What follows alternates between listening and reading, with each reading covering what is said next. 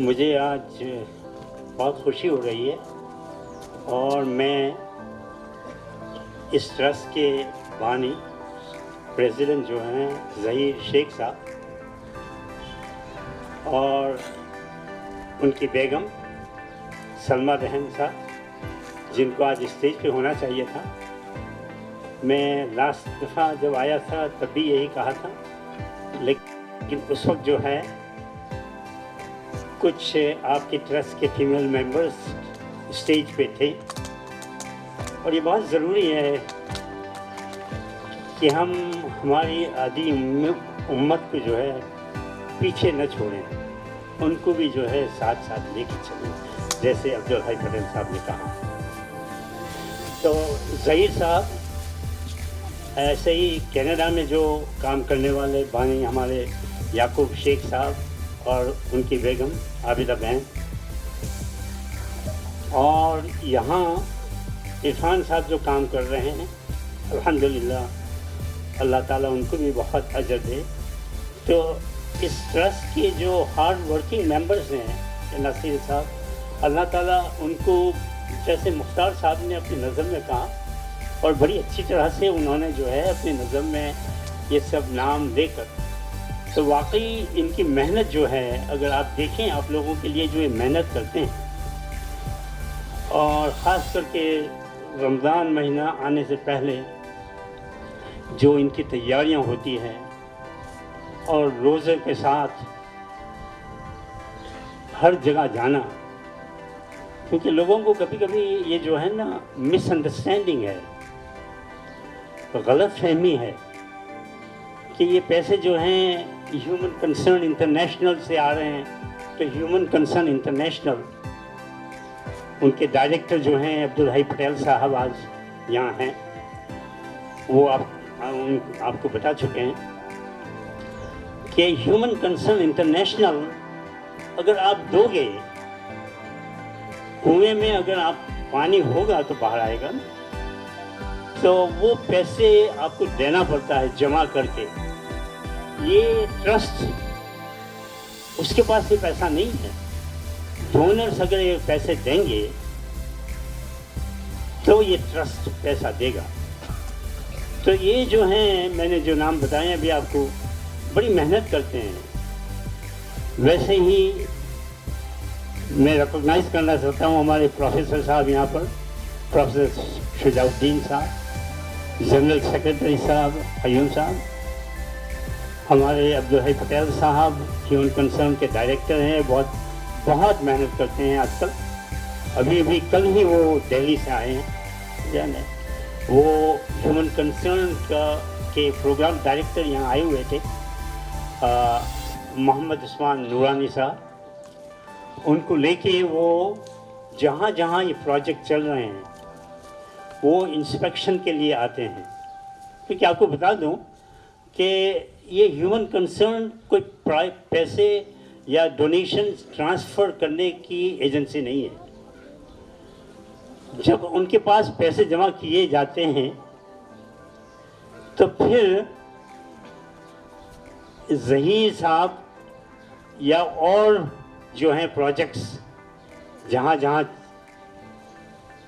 Hospital ہو یا education institute ہو، ان کو کہا جاتا ہے کہ آپ کا کیا پروجیکٹ ہے. تو پروجیکٹ جو ہے 8-10 پیج وہ پروجیکٹ کی ٹیمپلیٹ ہوتی ہے، وہ پروجیکٹ لکھنا پڑتا ہے، بڑی محنت سے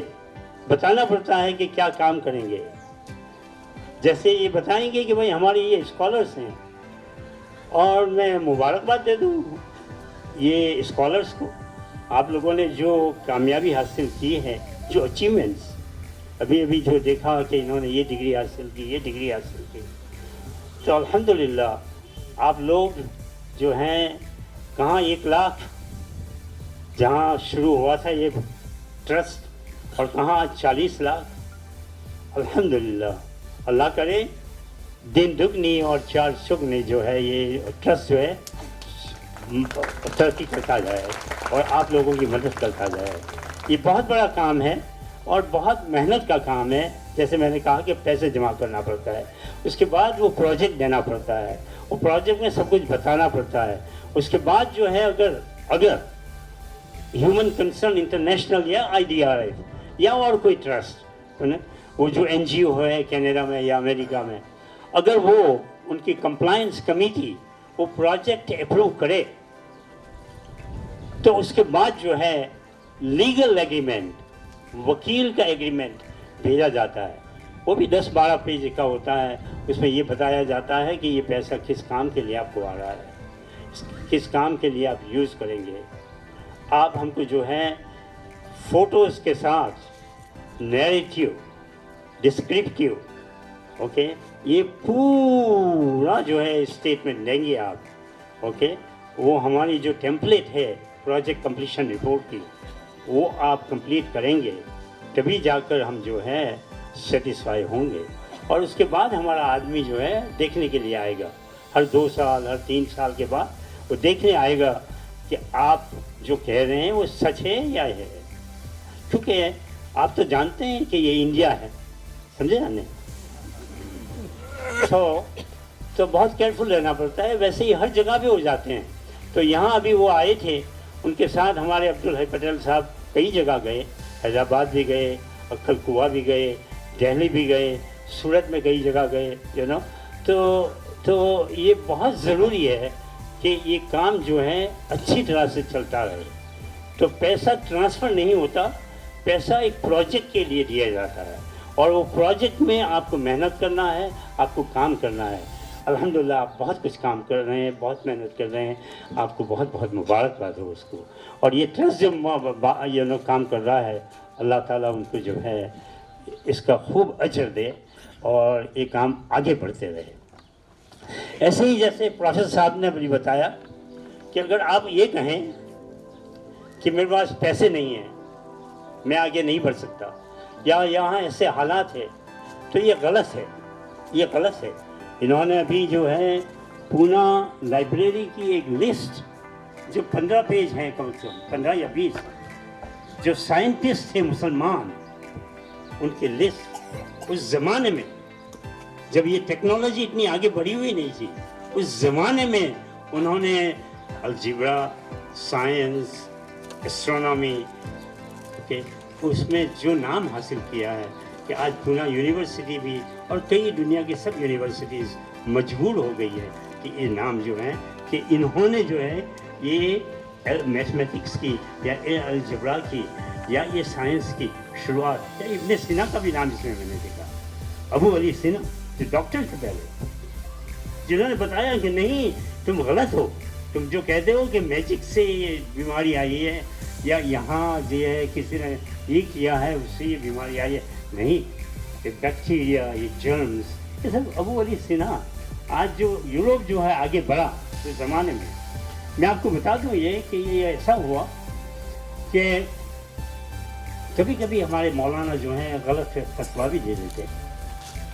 تو ایسا ہی ہوا کہ ترکی کے مفتی صاحب نے جب پرنٹنگ پریس ایجاد ہوا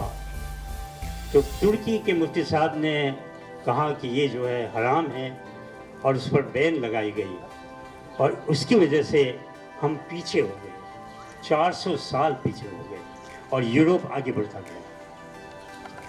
پرنٹنگ پریس, پھر ہم نے جب ریئلائز کیا کہ ہم نے کیا غلطی کی ہے, تب جا کے جو ہے مسلم کمیونٹی آگے بڑھ گئی. اور آج سچار کمیٹی نے ہم کو جگایا ہے, بتایا ہے کہ ہم کتنے پیچھے ہیں. اس کے بعد جو ہم میں اویکننگ آئی ہے, ہم جاگے ہیں اور ہم جاگتے رہیں گے انشاءاللہ.